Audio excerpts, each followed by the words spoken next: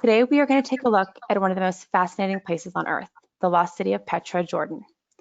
In 2018, Virtual Wonders visited Petra with a mission to create an accurate digital model of the ancient city.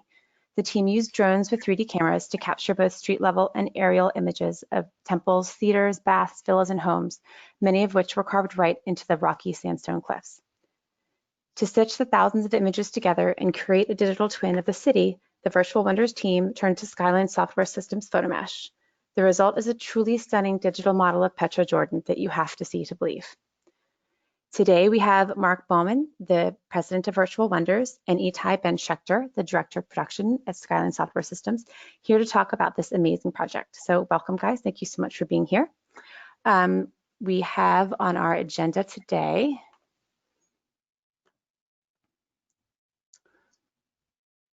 Mark will talk about the operation and data collection at the site, as well as logistics and planning. And then Itai will talk about the Skyline approach to variable resolution and altitude data processing, and really utilizing the 3D data inside Terra Explorer. So to start us off, we've got a video to share of the Virtual Wonders team on location in Petra. And I believe Mark will take it from there to talk a little bit about Virtual Wonders. So enjoy.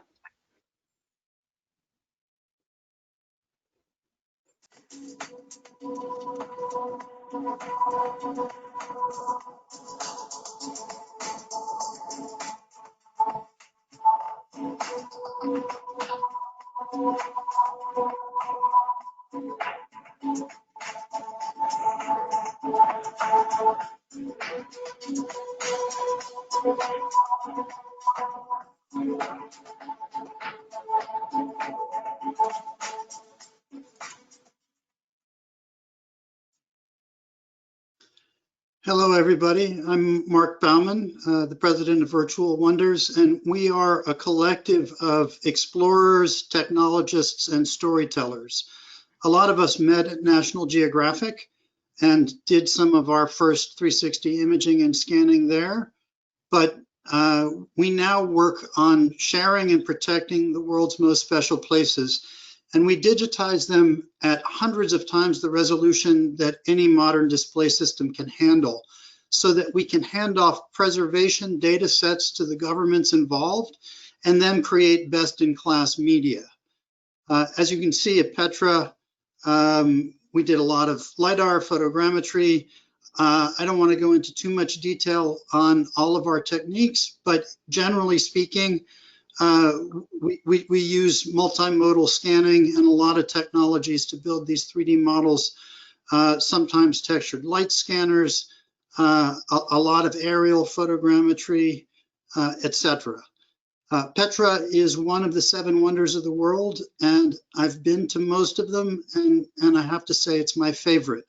We were there in partnership with and at the invitation of Princess Dana Faras, who runs the Petra National Trust that's charged with maintaining Petra and making sure that it's there for future generations. And we share our data sets with them on all fronts and are working with a number of media companies to create experiences in AR, VR, potential video gaming experiences, virtual film sets, etc. In the last few years, in the last few months, actually, because of COVID, we're working with a lot of Hollywood studios on bringing virtual film sets back to virtual studios, because given the risks around COVID-based production, travel is at a minimum now. And our ability to bring sets back from around the world and around the United States, from extreme environments ranging from Mount Everest to the bottom of the ocean, seems to be in vogue across a number of industries.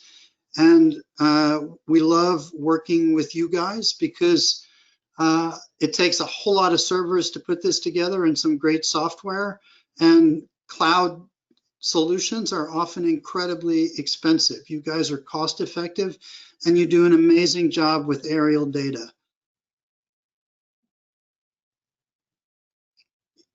Itai, you want to jump in there? You want me? you want me to start the second video or? Sure, we can talk a little bit about that too. Let's play it and then I'll talk about it. Sounds good.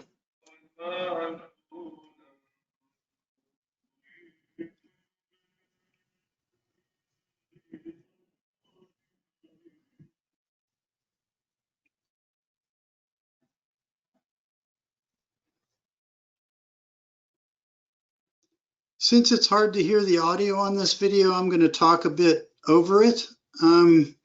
These are our scans of the Church of the Nativity compound in Bethlehem in the West Bank.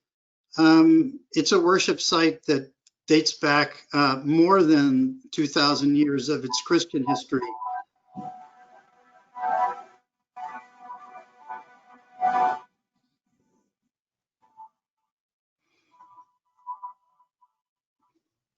There are three denominations at the site. The Greek Orthodox Church sits above the Nativity Cave, which is the original site of worship. And there's been worship in that cave, Christian worship in that cave for pretty much 2,000 years. There was some pagan worship at the site even beforehand. And what you're seeing there is the Greek Church. At the beginning, you saw parts of the Catholic Church. And this is the Catholic portion of the Nativity Cave. In a minute, you'll also see some of the catacombs beneath the site as well. This is the entrance to the Herodian catacombs, where there are thousands and thousands of Christian martyrs. So it's an extraordinary site with incredible art and incredible history, and a lot of the story of Islam and Christendom coming together, because unlike a lot of other Christian sites, although there are many for which this is true, it has been under Islamic rule for most of its history.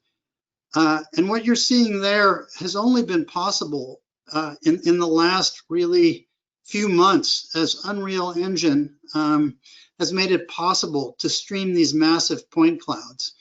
That, I believe, is the largest point cloud that's ever been streamed in Unreal. That version is at 15 billion points. We're now streaming a version of that point cloud at 20 billion points in Unreal, which means that you can do previs for video production and even 3D VR headset experiences in a raw point cloud before you do a lot of the final finishing on the data, which is great for production planning. It's great for planning AR and VR experiences, etc. And it is a huge leap forward.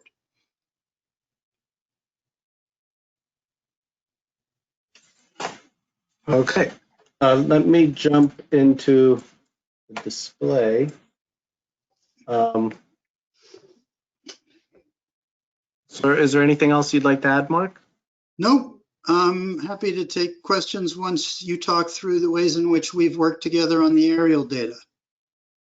No problem. And if anybody has any questions, feel free to post them in the Q&A section of the webinar, and we'll address them as we go along, or take a couple of minutes at the end to go through them.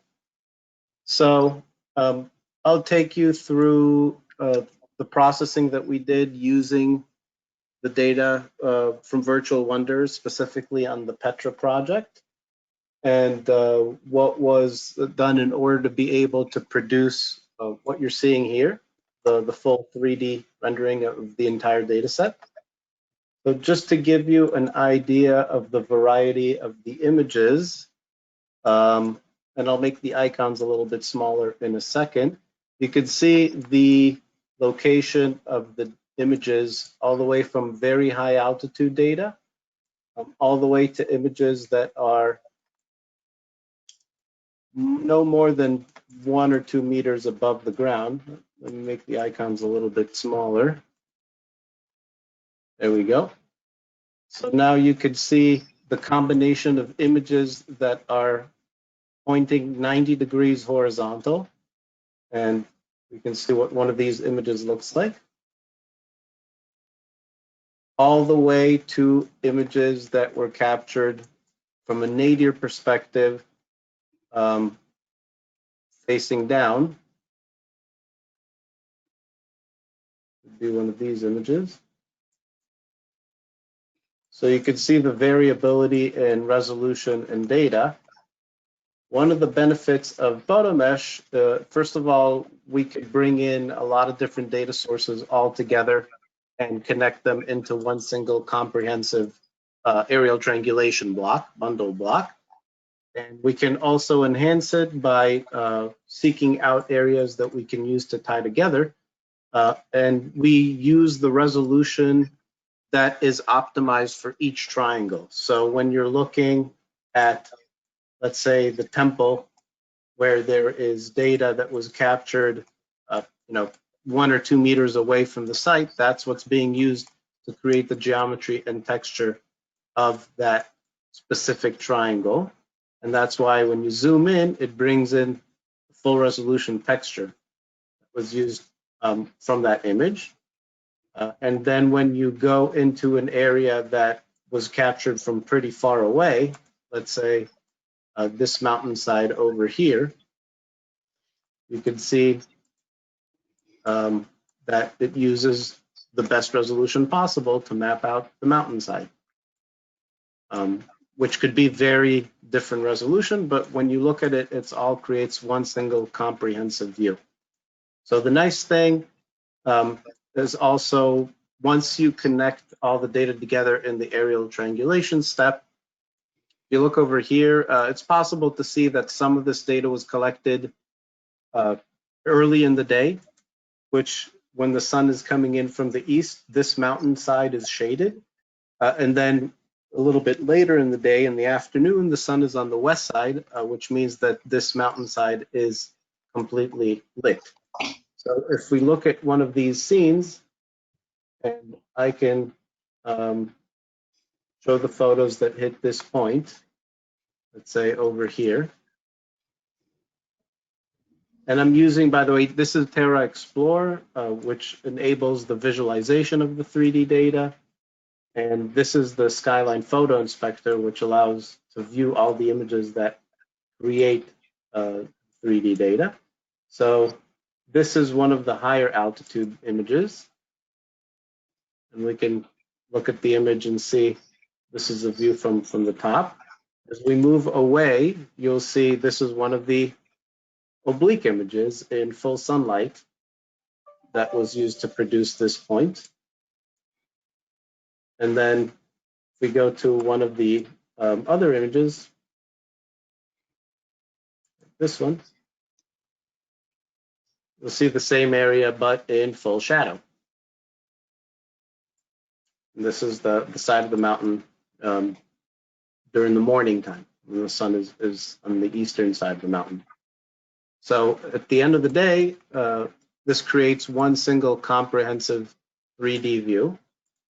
Now, once the data is in the 3D, there's a lot of additional analytics that can be done. This could be analyzed in order to see viewing points that were created with certain areas. So you could see, let's say, from this mountaintop, the ability to place yourself and then visualize everything that was visible from this site. You can see over here this mountain range. You could also do line of sight analysis and analyze what's visible from this point right here. So if I place myself over here in this spot, and then I can measure what's visible in this location. And this also helps analyze a little bit what was the design for a lot of these archaeological sites. What was the decision to build them in the way that they were built?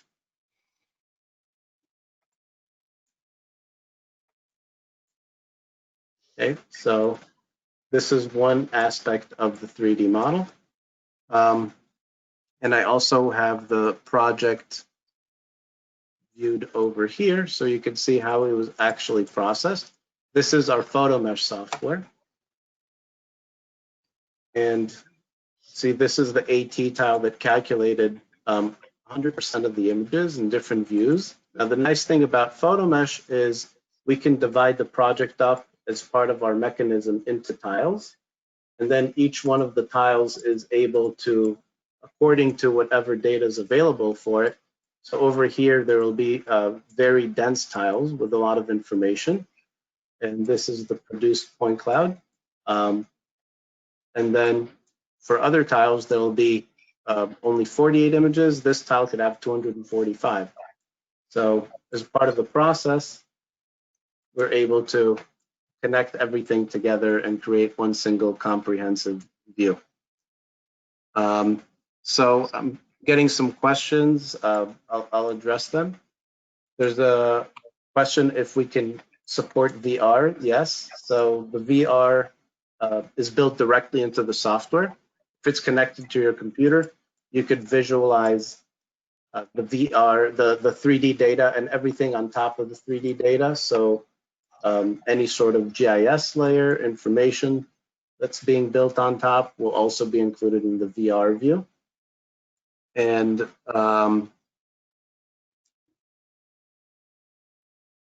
there's a question if we support SDE database data. So the question is yes, we support ArcSDE database right here, and you could bring in any one of the file formats also to be integrated and ingested on top of the 3D model.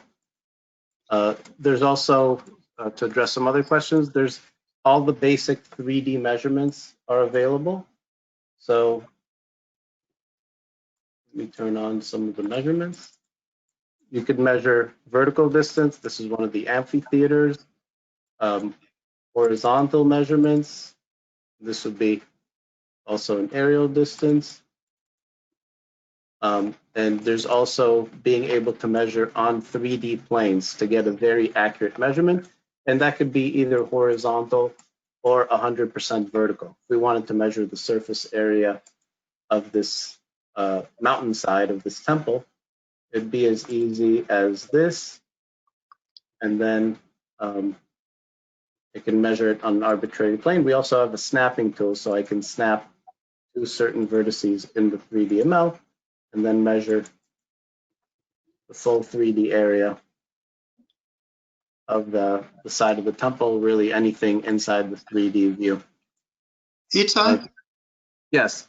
Let me jump in there for 2 secs and say that this is exactly what we love about your software and your server solution, and that we combine your connective tissue that brings together all of this aerial data with the interiors in each of those spaces, so that this experience is, of course, VR capable, but in most cases won't let you go inside the treasury, inside the monastery, inside the old Byzantine churches. But the lovely thing about that is that we can give you insane resolution inside those places and let you walk between them in an experience because of what you guys bring to the table. Yeah, and just to mention, we've been working with Virtual Wonders on this, not for too long.